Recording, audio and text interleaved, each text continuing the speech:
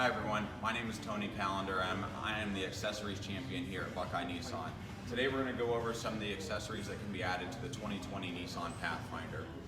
First, in the front here, we're going to have the front wind deflector. The purpose of this is going to help prevent any debris from potentially hitting the hood of your vehicle, also the windshield.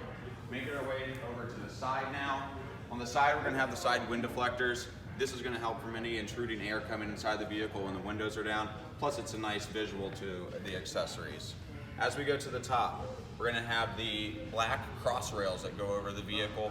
And the benefit of this is you can add the Yakima roof rack on there. You can put any of your extra storage or any luggage that you may have and tie them down to the sides here.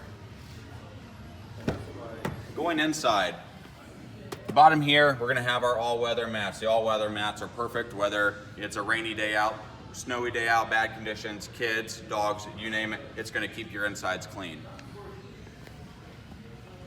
Going to the back, this tent is perfect for the Pathfinder. Not only does the Pathfinder seat 7, but this tent sleeps 7. Plenty of space inside here, and you can also keep it heated. There's an exhaust tail that can go out where you can keep the car heated, which is also going to heat the tent as well.